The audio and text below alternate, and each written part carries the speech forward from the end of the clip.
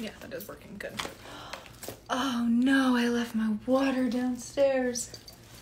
Oh my god, it's a tragedy. It's a travesty. I never do that. Wow, that's weird for me. Is that going? Yeah, I think that's going. Hi. Me. Oh my goodness. I am so sorry. Oh my gosh. Yikes. That's a good look, huh? Hi.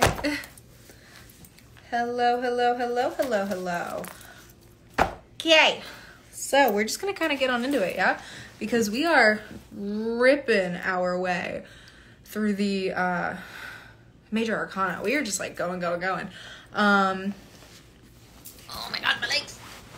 So, yeah, let's just kind of dive on in. We are going to get started.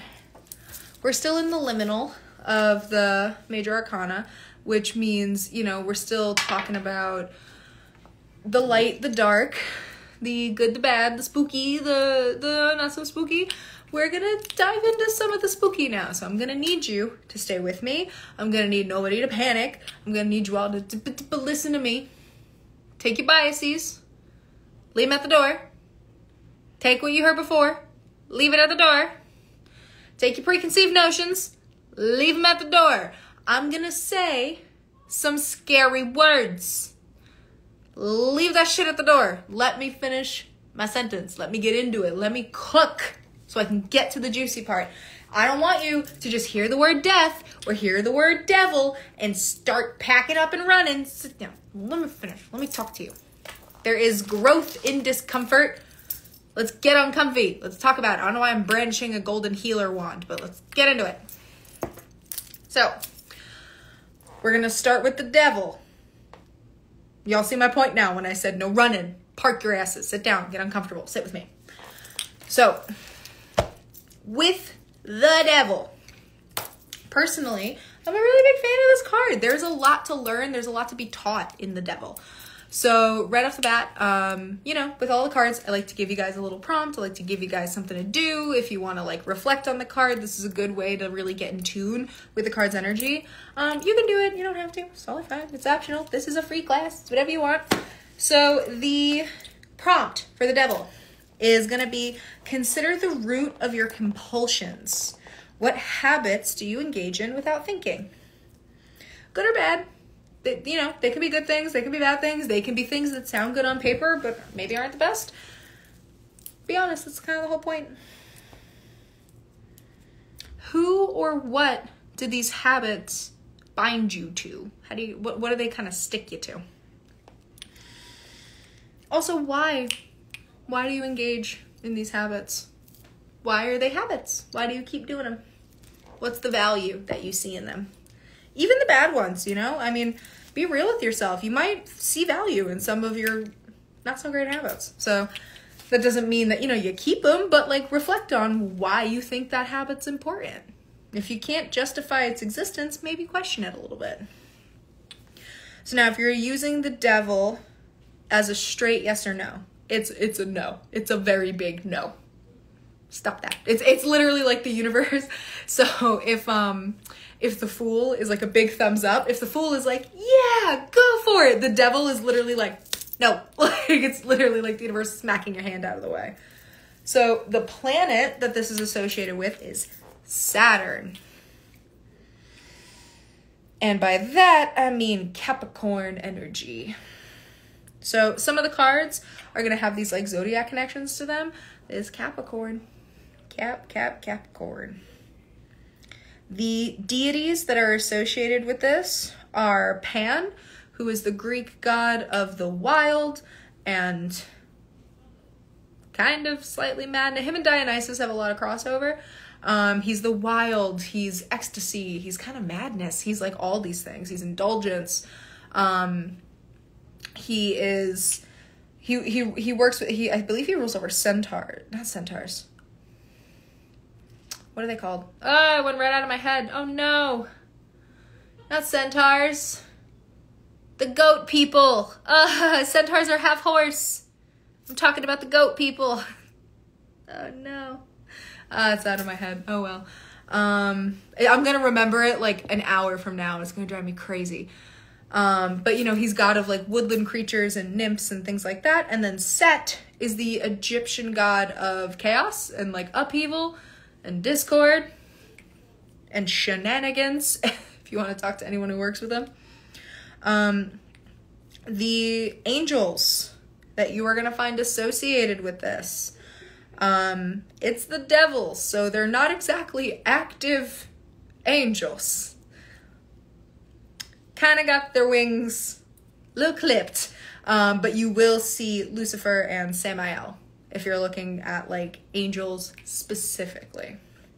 Samael being the... There's debate if Lucifer and Samael are the same. There's a lot to say they are. There's a lot to say that they aren't. So we're just going to kind of list them separately. Also, the devil is the 5th card in the major arcana in the deck. 5 in numerology is... Oh, I am a liar. I lied to you. It's 15. I am a fool. I'm so sorry. I read my own handwriting wrong. I'm a fool. I was like, wait a minute. No, it's not. Like, even as I was saying it, I was like... I don't think the devil's that soon. I don't think we come out swinging card number 5 with the devil. God, I'm a doof. I'm so sorry. Yeah, it's 15. I'm a doof. But it's going to be family, harmony, curiosity, exploration, and idealism are all things that we see in number 15. So we're going to break down the devil's imagery. And again, leave your preconceived notions at the door. On this card is not Satan. Breathe, calm down, relax. It's Baphomet. Baphomet is who is on this card. Baphomet represents balance. That is what he is here to do. Baphomet... So our first records of him, so because to understand this card is to understand Baphomet. So some of our first records of Baphomet, and you know his image kind of spooks people. You know, like the Church of Satan uses his image. It's very synonymous with the satanic. Now, Baphomet, like I said, we first hear about him historically, canonically. During the Crusades, a chronicler of the Crusades, I believe, is where we hear from him. He was known as the horned god of the Mendes, and basically, he is thought to be an ancient god made infernal. So the infernalizing process was seen to be understood as when a god fought the Christian god, the Abrahamic god. So the god of, you know, the Christian god, the Jewish god, the, you know, Islamic god, the Abrahamic, the big guy.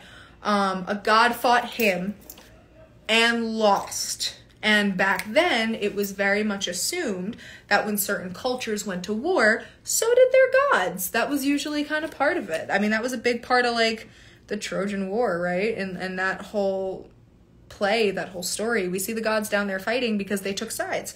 So that's kind of how it was seen back then.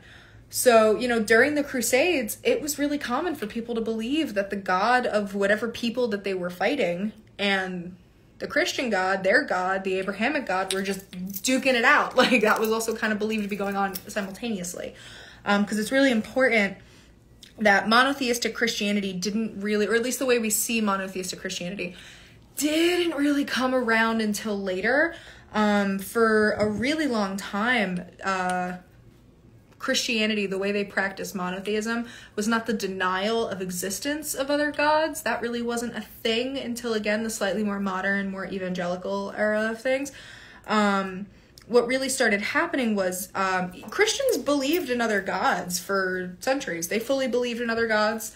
They believed that the other gods were real and that they were out there.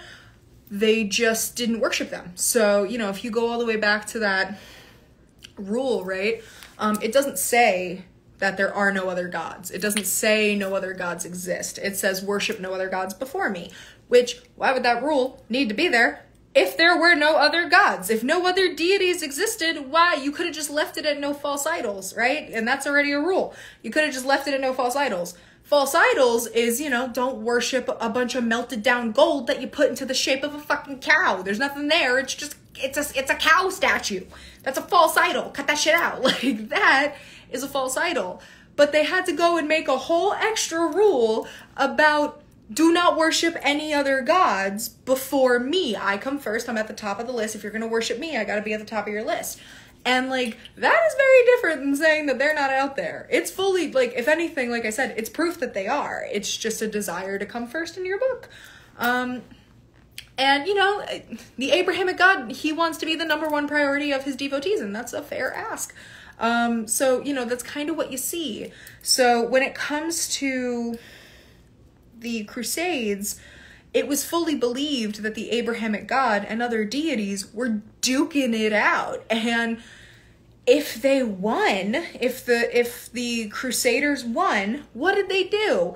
You know, they said that the gods of those people were demons and they were bad, and they did all that, right? They tried to paint them in negative lights. They tried to make them demonic.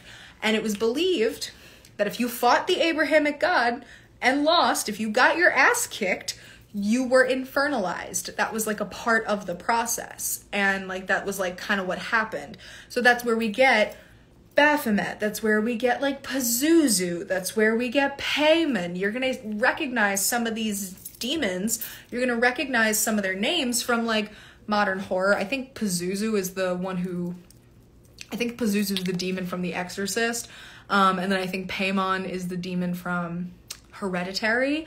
And again, I use demon like super lightly because again, they're gods, you know. Pazuzu is Canaanite. I think he's a Canaanite god.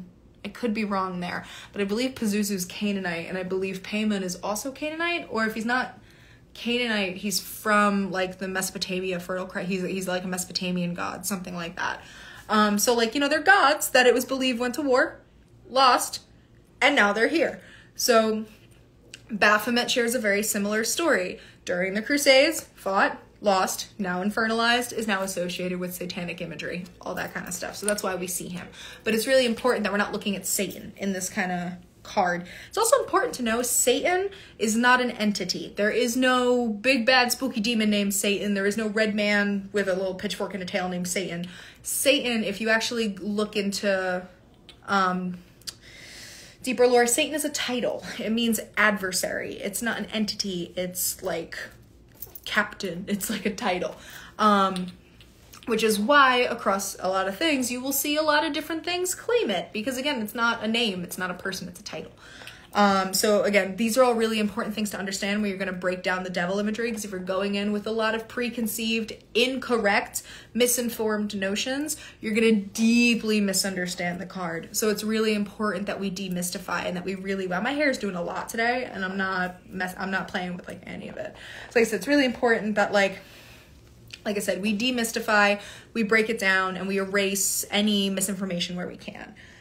Now, despite everything I just said, we do see a more satanic representation of him on this card. There's a reason for that. This imagery is thanks to mostly Dante's Inferno, where the way that Dante reconciled the existence of other gods was by making them demons. So again, we're seeing the trend, right? Like if you read Dante's Inferno, you'll see a bunch of like Egyptian gods, and I think a few Greek gods are like just chilling in hell, like, because they get like historically retconned, where it's like, oh no, they're not gods, they're demons. Haha, JK. That was kind of Dante's approach. So that's why we see this more traditional imagery. We get most of this from Dante's Inferno. He has these big giant vampire wings coming out of his back. This is really meant to suggest that he is like quite capable of like draining your life force, and really just like taking a lot of the energy out of you, like really kind of sucking your spirit. The Vulcan salute he's doing, my Star Trek fans, don't roll your eyes at me, but like it's not a Star Trek reference. But like the salute he's doing is a Jewish blessing. And he's on this like big throne, and then down in front of him are a man and a woman, and they're naked. And honestly, that's to show that they're vulnerable. Also, it's to make them kind of reminiscent of the naked man and woman that we see on The Lovers. So the devil is like the shadow side of the Lovers card. They kind of have this like dark similarity kind of going on between them.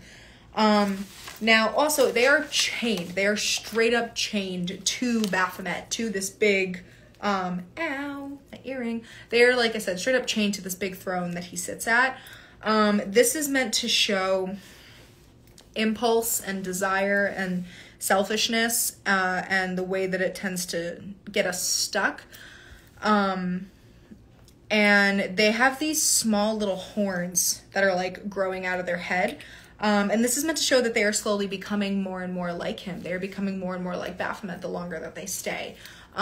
So breaking down like that imagery, especially the chains, every excuse, every like, oh no, it's fine, or oh, one more, or like, oh no, I can't do that. It's like, if you like, I think the best example are like, you know, when you really, really want to break up with someone, but you don't want to hurt their feelings, and it's never a good time. It's like, oh, it's their birthday. Oh, it's Christmas. Oh, their grandma died. And like all, like every 4 weeks, there's a new reason to like not do it. Not because you want to stay, but because like you, again, there's never a good time to hurt somebody's feelings. Every time you sit there and go, oh, it's their birthday. Oh no, this happened. Oh no, this happened. Every single little excuse that you do to do that is another chain, and before you know it, this chain is fully formed, and you're like, oh fuck, I'm stuck. And that's, you know, the times we realize we've been in this relationship for 3 years, and it would have been so much easier to hurt their feelings when it was only a year, but now it's been 3 because we've been putting this off for so long, and now this is gonna hurt really bad. That's usually the best way to kind of get the devil's vibe, just based off of its imagery. So now we're gonna really deep dive into it. So upright, if you are a keyword person, upright, we see your shadow self, we see attachments, we see addiction, restriction, sexuality. It is a sex, drugs, and rock and roll card, and when it's upright, you need to be doing less of that. You need to be pumping your brakes. You know, a lot of the times we're stuck when the devil shows up. You know, the negative forces that are holding you back, they're trapping you in short-term ease, and that's coming at the cost of long-term growth. So usually when we have, you know, the devil, there is stuff we need to be doing. We just kind of like need to suck it up and do it. And it's not going to be easy, or it's going to be harder. It's not going to be fun, or it's going to be difficult, or maybe we're going to have to take a pretty big L. Like the devil is not easy. But again, we're choosing short-term comfort over long-term growth. Usually whenever the devil comes around, we're in a pretty tight spot.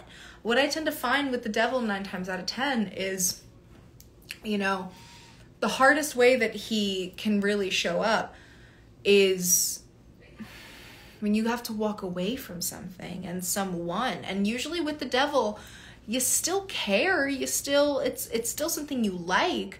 It's just not good for you anymore. You know, it's like if you find out that all of a sudden, you know, like if I were to be told I have a shellfish allergy, I'd be devastated. I love crab. It's my favorite. I'd be so upset if I found out that I couldn't have shellfish anymore. And if I had an allergy suddenly develop, I can't have that anymore. And it's not that I don't like it. It's not that I've lost taste for it. It's not good for me anymore. And it's going to be really hard to choose what's good for me over what I want and like and enjoy. Thankfully, with something like a shellfish allergy, it's a lot easier because if I cave, I die. But if it's not that extreme, it's a lot harder, you know? Like, I mean, for God's sakes, think about like lactose intolerant people. Think about what they put their body through simply because they're like, no, I love cheese and nothing will take it away from me. I don't blame you people. I would do the same thing if I was lactose intolerant. But like, you know, the price isn't death. It's just a lot of discomfort.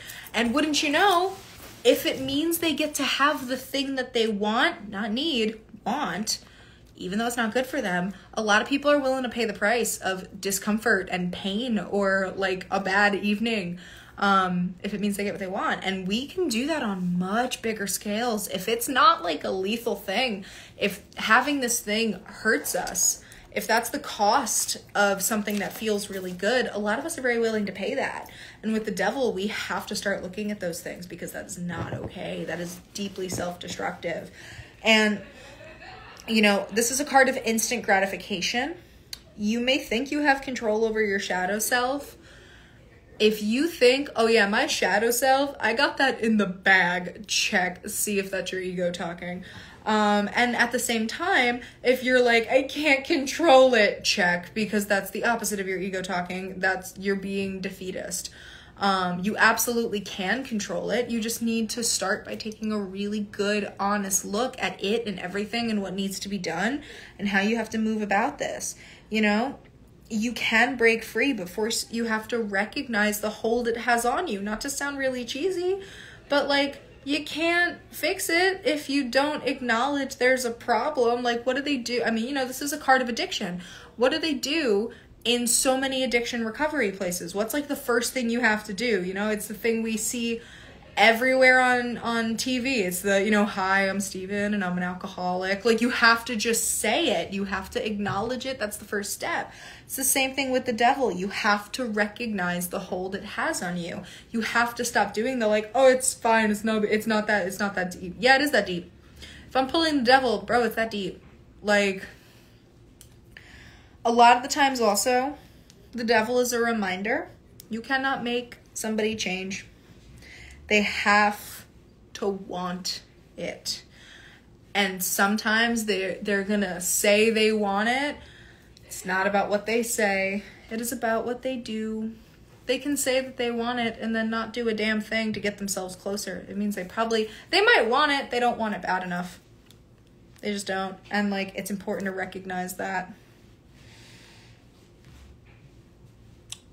In love, this can show honeymoon phases. We can see, like in the devil, at best, you guys are in the middle of a honeymoon phase. The devil is not a good card for relationships. You're not going to want to be seeing it. You're not going to want to pull it.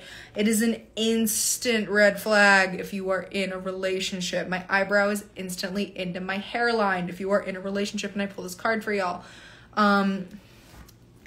Be wary of unhealthy attachments and protect your boundaries. And for God's sakes, stop partying. It's usually when it's upright. Now, when it's in reverse, we see healthy selfishness. We see, remember how I told you sex, drugs, and rock and roll? Remember how when it's upright, I told you to stop that? Yeah, it's in reverse. Go do more of it. Can also show detachment or being on the verge of a breakthrough. Release your limitations. Explore your darkness, usually with this card. You are being called to something more, but first you got to face your shadow. You got to confront those inner fears. You got to free yourself from all of the bullshit that's holding you back. You need strength, you need confidence, you need courage. Those are really the big three for this card. The only way to be free of the dark of your shadow self is to look at it. And even then, you're not really free. It's more something you heal and you integrate. But you can if you don't acknowledge it. Overcome your attachments to things, people, concepts. They're all temporary. You don't need them. You don't need any of them. You don't need concepts. They'll allow yourself to grow. Don't get so locked in. Don't be like, no, this is my worldview and this is how my worldview is going to stay and this is who I am. You don't need those things. They're allowed to grow. They're allowed to change. I know people who like switch their political affiliation and it like completely makes them reevaluate their whole personhood. And like, that's fair because, you know, your political beliefs are usually deeply in line with your morals and values, but like, you don't need to be a certain political view. That's not like a thing that you need. It's the same thing. Like, you don't need physical objects for you to exist. You need shelter, you need food, you need like that stuff. But like, you know, you don't need that, you know, gazillion thread count. You don't need any of that shit. Same thing with people. And if you find yourself going, no, I need it, immediately stop. Immediately stop. Pump your brakes. Check your ability to distance yourself from it. You gotta.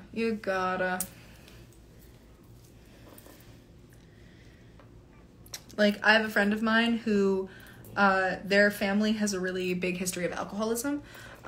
So they, every like 4 to 6 months, they do a dry month just to make sure that they can, just to check in on themselves. And they tell me all the time, they're like, yeah, you know, Sam, the day any of those months feel really difficult is the day that like I immediately start talking to my therapist about this issue, and I start treating it as an issue. And it's how they check in on themselves. You know, with the devil, you're gonna have to be aware of yourself. It's a lot of self-awareness. This card helps us reclaim our personal power. It helps us heal. It helps us grow out of past traumas and bad habits.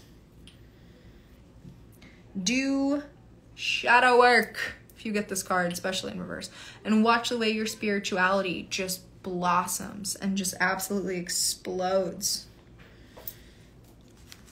Also, it will help you get to the next most empowered version of yourself. All right, we're gonna move on to the other scary one, the Tower. Dun dun dun dun. I honestly like the Tower. It's a lot. It's not easy, but I like its energy. So the little journal prompt that you're going to get for the Tower here, how do you feel about change? What is your relationship to it? And what do you think that says about you?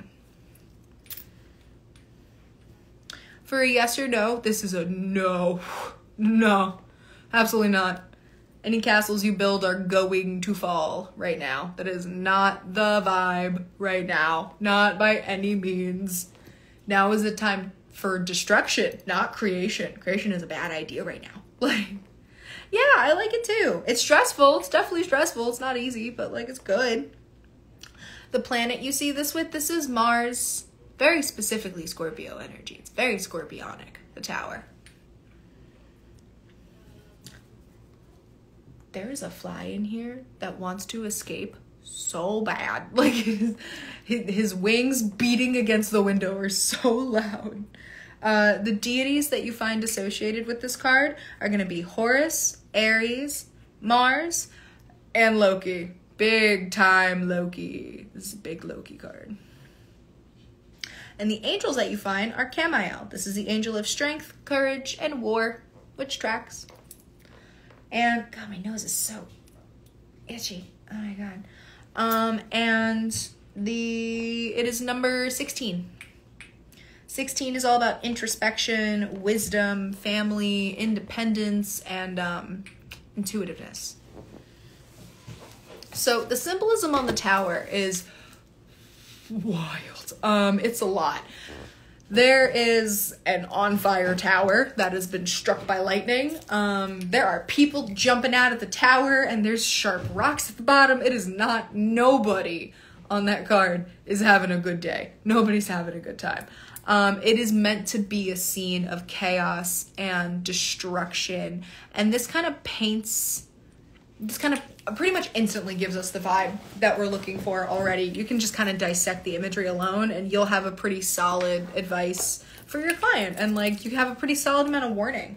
The tower itself on this card is solid. It's a big brick stone tower, but it is built on really crap foundation. It is rocky and unstable, and like, sure, he built a good tower, but again, these foundations are crap. It really like can't survive much. All it takes is one really good lightning strike, and this whole thing is coming crumbling down. It's very much meant to show goals and ambitions and ideas built on false promises. Now, the lightning, this is like a sudden surge of energy. It's so funny. I was just watching, this is such a weird reference. I was just watching Jimmy Neutron not that long ago, babysitting, and it's a brain blast, right? It's like a bit of information kind of coming in really hot. It is very much insight, usually divine insight, that tends to lead to breakthroughs. And this is all meant to be seen, and the fact that the lightning strike hits the tower through the top. It goes in through the crown, through your head. And that's kind of its immediate connection there.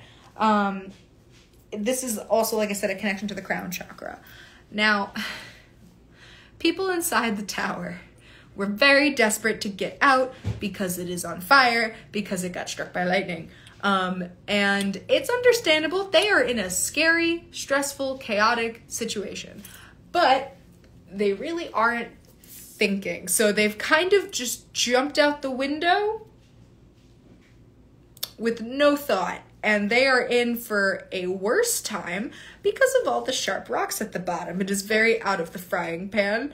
And is it out of the frying pan into the fryer? Is that how it goes? I don't know, something like that. There's very much that energy. It is, I totally ruined that saying. I messed that up hard, but you guys get what I'm saying. It is very, like I said, going from a bad situation to a worse situation. And this is kind of meant to show, I mean, it's quite on the nose what it's kind of meant to show. But it is, you know, acting hastily, not thinking, panicking. And that's usually really important advice to give someone when they're going through the tower, is to not panic, is to not act quickly, is to not, and jump out the window, because they're going to screw themselves over even more. Like, they need to be calm. They need to think their way through the situation, you know, calmly and safely make your way to the exits, please. That energy, not, and like running. That's just going to cause issues. Now, also, like I said, the whole place is on fire, but very specifically, there's usually 22 flames. These 22 flames are representative of the 12 zodiac placements, and the 10 points on the tree of life. This is all kind of meant to show that even in disaster, there is divine intervention. Yeah, exactly. It does require a leap of faith. A lot of the times with the tower, you do have to go with it. You just can't panic.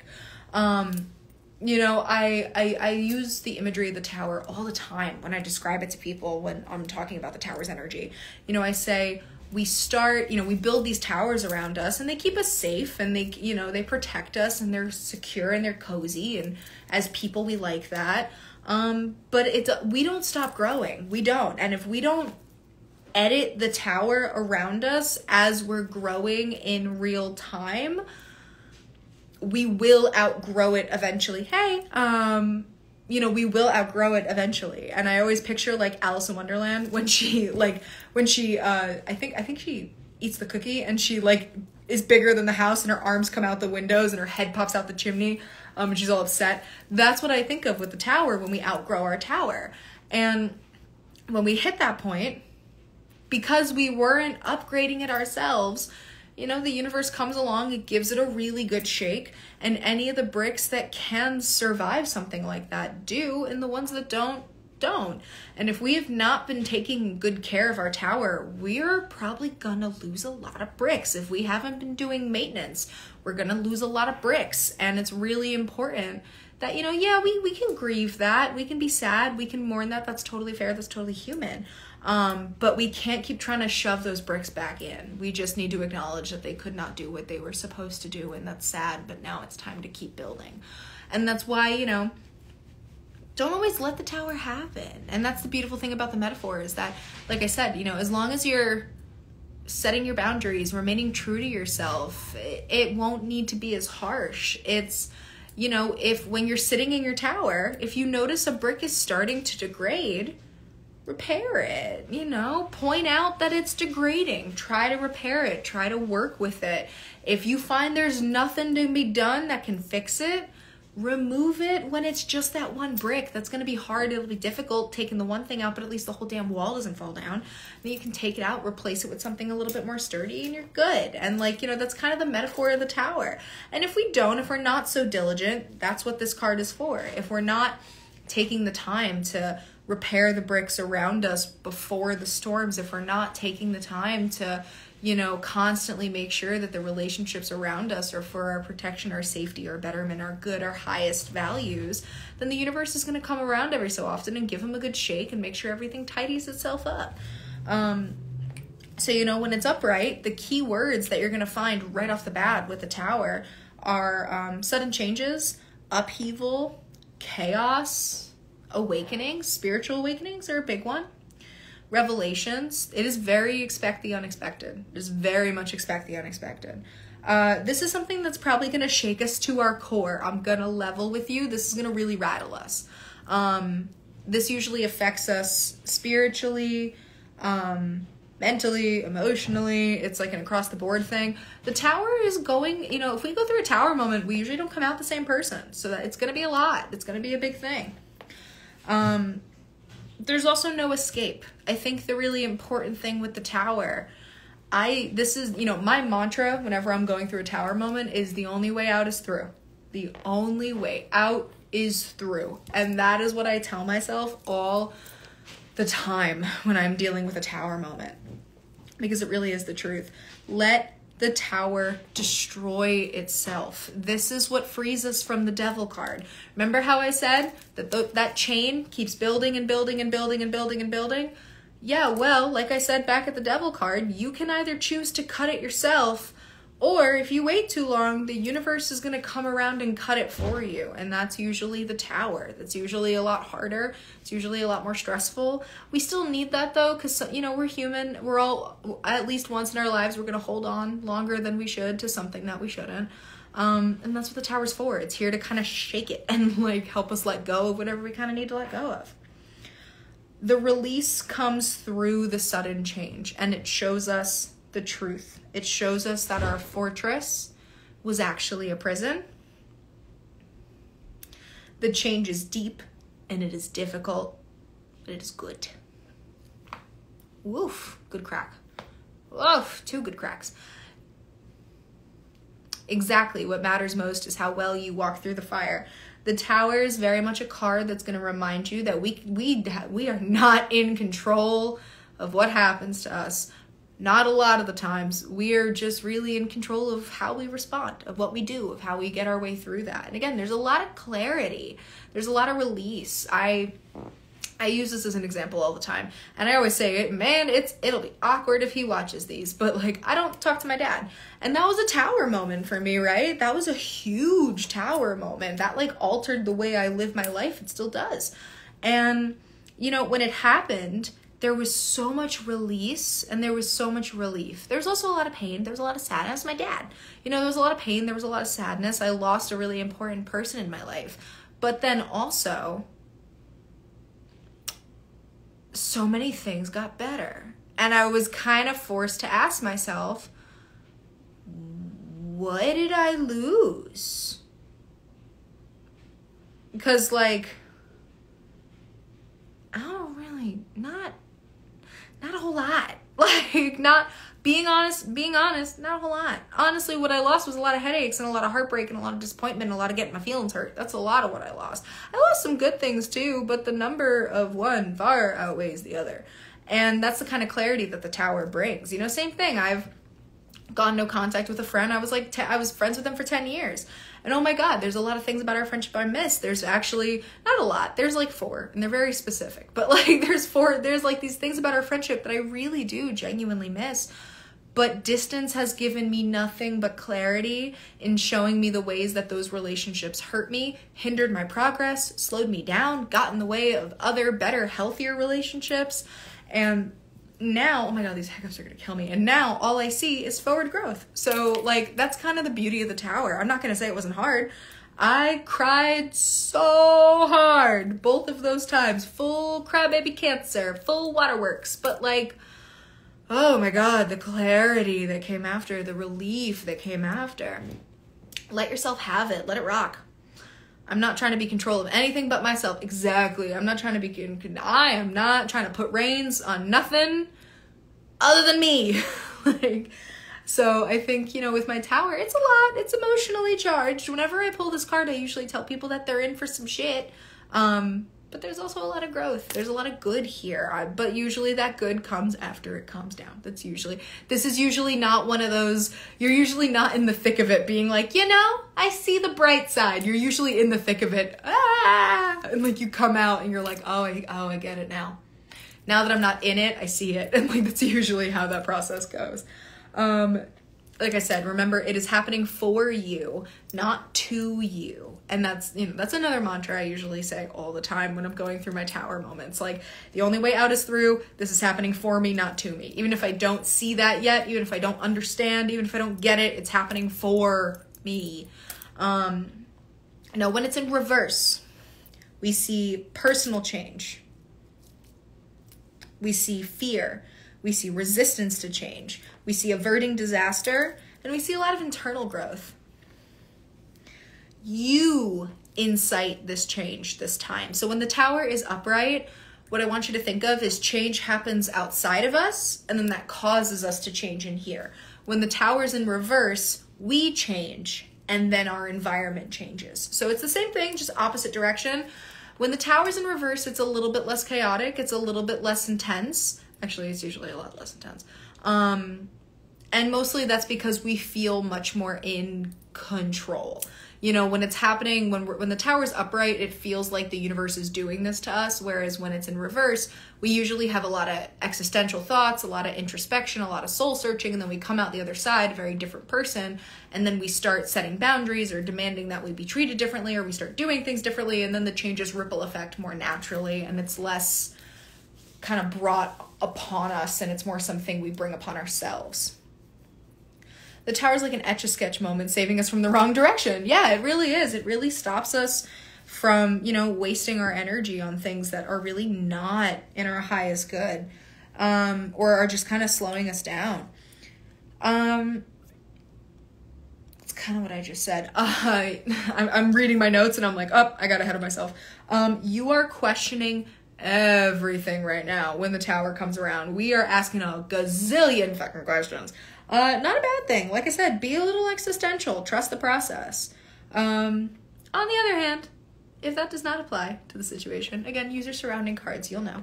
On the other hand, you may be resisting change. And I got bad news for you. A tower moment must happen. There is no point resisting. It's gonna happen.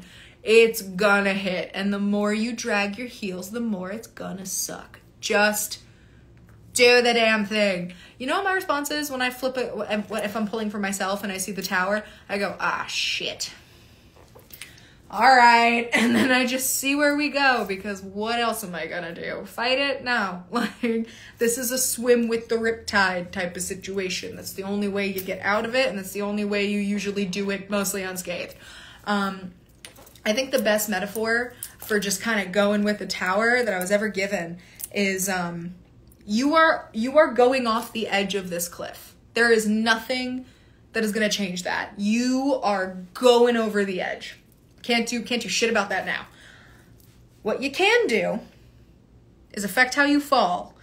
You can kick and scream and fight and resist this fall every step of the way, and you're probably gonna smack every tree branch and rock on the way down, and it's gonna hurt more, it's gonna suck more, and you're probably, when you land, not gonna be in a position to land appropriately, because you're and you're probably not gonna land right. If you lean into the fall, if you just kind of acknowledge, all right, this is it, I'm falling, I'm going over, might as well figure out the best way to fall at this point. You can use your time in the air to fall better. You can figure out how to dodge. You can do the whole like bend your knee trick and like try to parkour roll. Hopefully you won't hit stuff on the way down. Like, you know, that is how this works. It's happening, dude. Ain't shit we can do about it. It's just, how are we gonna go over the edge? Are we gonna smack everything on the way down? Or are we going to try and make this as little of a pain in the ass as possible? Or can we mitigate our damage as much as possible? And it requires, again, a clear head. Like we said, don't panic, don't scream and jump out the window of the tower. You're gonna hit the rocks on the way down. You know, be calm. It's a leap of faith, but like, okay, and then do what you gotta do, and then go. Yeah, there's usually signs of cracks in the foundation. If it's not acted upon, like you said, exactly like you said, the universe is going to do it for you. Usually with my tower, like I said, because we're really existential, we usually know. We usually see. Usually, like, if people come in here and they're like, tell me about my relationship, and I flip and I get the tower, half the time I don't even have to say anything. I just... yeah, and then they're usually like, yeah, and then we're immediately talking because they see all the issues. A lot of the times it's, you know, they already know that, like, this isn't great. Again, I'll use my dad. I knew that it was real bad, and I knew we were approaching a breaking point. Same thing with my friend. I knew we were approaching I knew the relationship wasn't healthy. I knew it wasn't good for me. I was just holding out hope that it was going to get better. And the tower moment is the final realization of it either is not going to get better or it is going to take too much time, and I am not going to sit around and wait, and I'm going to go do what I got to do. And like I said, there's no point in resisting.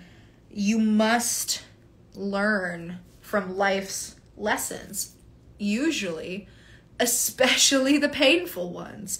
The painful ones often have the most to teach, and that is just a fact of things, It's in the discomfort that we grow. That's where most growth happens. That's where we're able to like really, really get shit done. So that's really going to be it today. The Devil and the Tower are two of some of the most misunderstood cards. And, we usually average about 3 cards a class. So it makes sense that with these two, since they're so beefy and they need so much, talking, that they kind of ate up most of the time. So that's really going to be it for today, which is fine. We're actually, oh my God, I'm the best. We are right on schedule. That never happens. Go me. Ow, that hurt with my ring. Go me. Oh, I'm never on schedule. We are like perfectly on schedule. So that is so funny.